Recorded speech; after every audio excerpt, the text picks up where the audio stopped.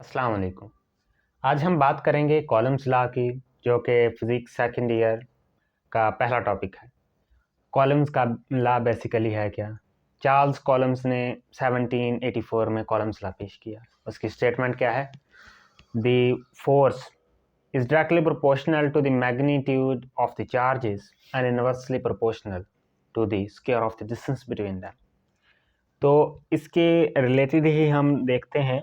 ये देखें, ये दो चार्जेस हैं, इनके जो दरमियान में फासला है, इनकी जो डिस्टेंस है, उसे आर डिनोट करते हैं। और जो इन चार्जेस पर फोर्स एक्ट कर रही है, ये देखें, जैसे F21 है, F12 है, इसके नीचे जो मैंने F21 F12 लिखा हुआ है, इसे हम आगे जाके एक्सप्लेन करेंगे, इसके बारे में बात करेंगे।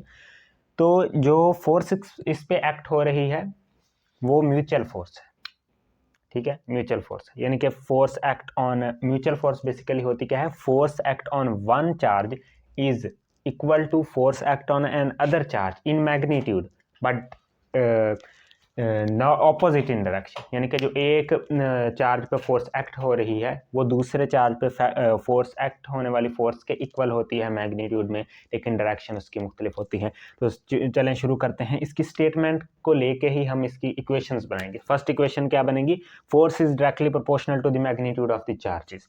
यानी कि ये फोर्स होगी, mutual force is directly proportional to the magnitude of the charges. Two charges हैं, ये Q1 है, ये Q2 है। यहाँ पे हम लिख सकते हैं, वो मैंने लिखा नहीं है।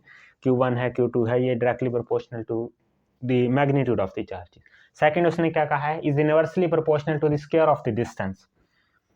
तो ये देखें, is inversely proportional to the square of the distance. ये हमारी दो बातें क्लियर होगी। अब इन दोनों को इसे हम ये भी कह सकते हैं, this is equation number 1, this is equation number 2। अब हम ये भी लिख सकते हैं, by joining equation number 1 and 2 we will get that. ये थोड़ा सा लेंथ हो जाएगा, इस आपने थोड़ा सा इस तरह लिखेंगे तो आपका पेपर जो है अटेम्प्ट वो ज़्यादा अच्छी तरह होगा।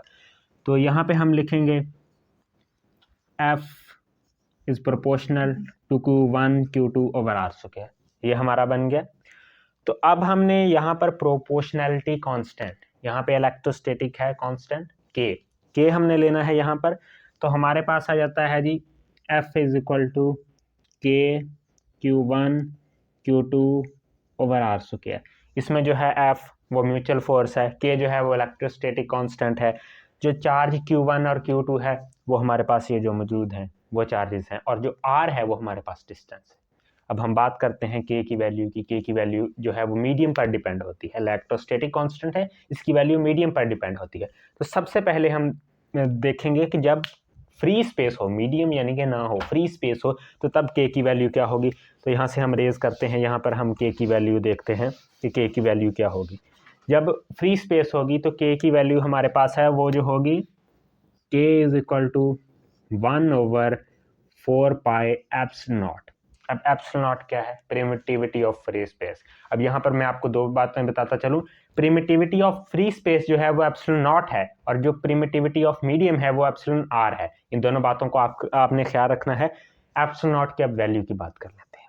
एप्सिलॉन की जो यहाँ पर मैं लिख देता हूँ, एप्सिलॉन की जो वैल्यू है वो है जी 8.85 कॉलम स्क्वायर पर न्यूटन पर मीटर स्क्वायर। ये आप थोड़ा सा डिफ़िकल्टी होगी आपको पढ़ने में, लेकिन आप थोड़ी सी कोशिश करके पढ़ सकते हैं। तो यहाँ पर ये वैल्यू है एप्सिलॉन की। अब हम यहाँ से के की वैल्यू फाइंड करते हैं।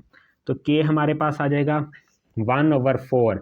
पाई की वैल्यू क्या है? 3.14 क्रॉस 3.14 क्रॉस ये वैल्यू है हमारे पास 8.85। ये हमारे पास आ गई के। अब के की वैल्यू आप कैलकुलेशन कर लीजिएगा। वैसे जो के की वैल्यू बनती है वो बनती है 9.9, ठीक है। तो हम यहाँ पर लिख देते हैं के की वैल्यू 9.9।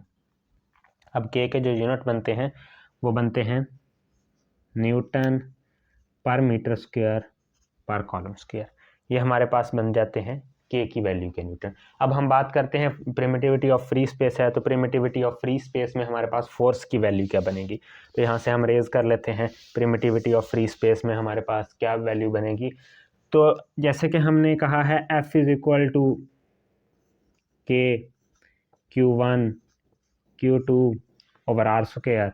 तो हमारे पास F की वैल्यू क्या है, हम यहाँ पे लिखेंगे 1/4 पाई एप्सिलॉन नॉट, यहाँ पे लिखेंगे Q1 Q2 over R square. ये हमारे पास फोर्स की वैल्यू है। कहाँ पर, याद रखिएगा ये फोर्स की वैल्यू है फ्री स्पेस में।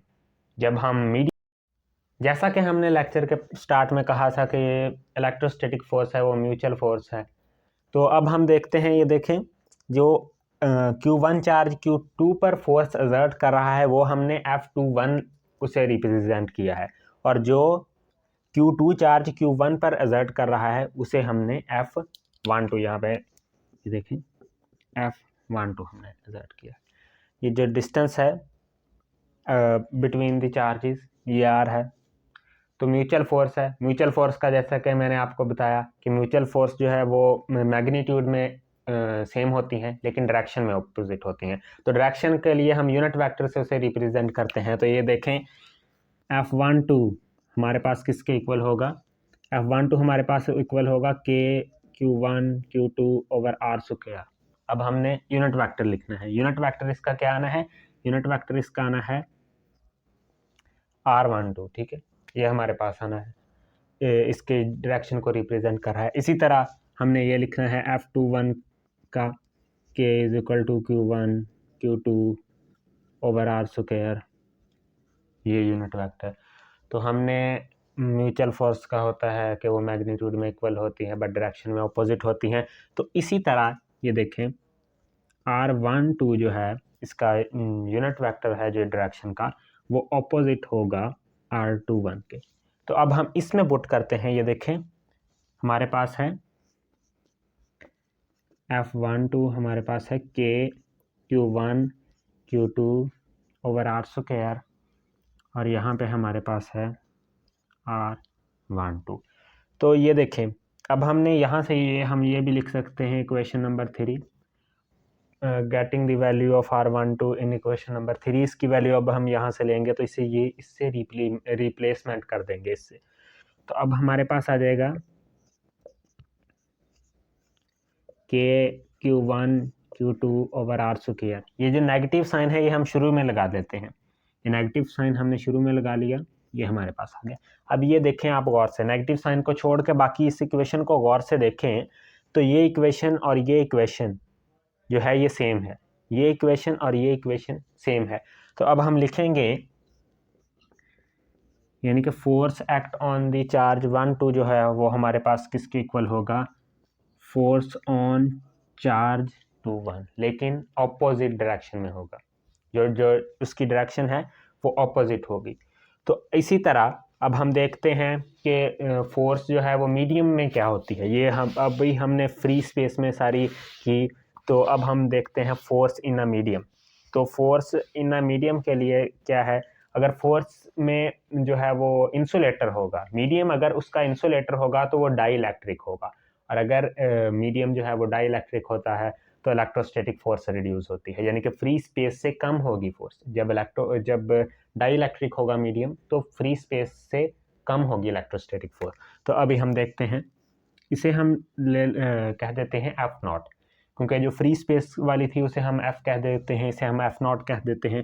इसके लिए मैंने शुरू में जैसा कि बताया था कि एप्सिलॉन नॉट जो होता है वो फ्री स्पेस के लिए होता है, और एप्सिलॉन R जो होता है वो हमारे पास मीडियम के लिए होता है। तो अब हम करेंगे 1/4 pi epsilon not epsilon R, यहाँ पे हमने लिख देना है एप्सिलॉन R, यहाँ पे हमने लिख देना है Q1 Q2 over R square, ठीक है। तो अब हम आगे देखते हैं, ये देखें 1/एप्सिलॉन R हमने एक साइड पे कर दिया ब्रैकेट में, ये हम में से इसमें से कॉमन भी ले सकते हैं क्योंकि ये सारी एक ही मल्टीप्लाई हो रहा है।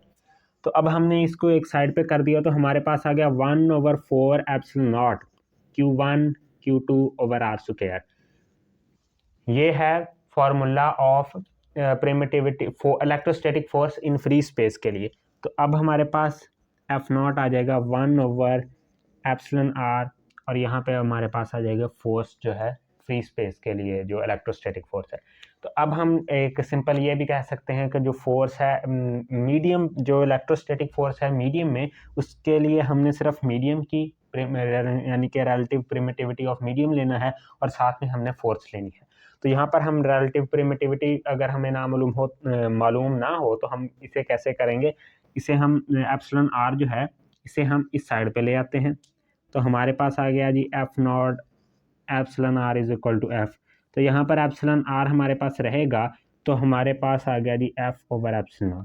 तो एप्सिलॉन आर की वैल्यू हम इस तरह भी मालूम कर सकते हैं कि जो फोर्स फ्री स्पेस में है ओवर फोर्स जो मीडियम में है, इस तरह भी हम मालूम कर सकते हैं। तो अगर एप्सिलॉन आर की हमें वैल्यू मालूम हो तो हम इसकी वैल्यू मालूम कर सकते हैं। इन तीनों से मिलाकर एक इक्वेशन बनती है एप्सिलॉन आर। इसकी अगर हम लेक्चर को दोबारा रिवाइज करें तो लेक्चर में 2-3 अहम पॉइंट हैं। नंबर 1, इलेक्ट्रोस्टैटिक फोर्स जो है फ्री स्पेस में क्या होती है, फिर के जो है इलेक्ट्रोस्टैटिक कांस्टेंट, उसकी जो वैल्यू है वो फ्री स्पेस में जो है वो 1 over epsilon not 4 pi 1 over epsilon not है। एप्सिलॉन नॉट की वैल्यू क्या है जी 8.85 न्यूटन पर कॉलम स्क्वायर न्यूटन पर मीटर स्क्वायर, ये हमारे पास है। तो रिलेटिव फिर हमने के की वैल्यू ली, उसकी है 9.9 न्यूटन मीटर स्क्वायर पर कॉलम स्क्वायर है। तो इसके बाद हमने रिलेटिव जो इलेक्ट्रोस्टैटिक फोर्स है मीडियम की वो हमने फाइंड की। तो electrostatic force in a medium हमारे पास ये आ गई। तो इससे हमने एप्सिलॉन आर की वैल्यू भी फाइंड कर सकते हैं। तो आज के लेक्चर के लिए इतना ही, हमारे साथ जुड़िए रहिए।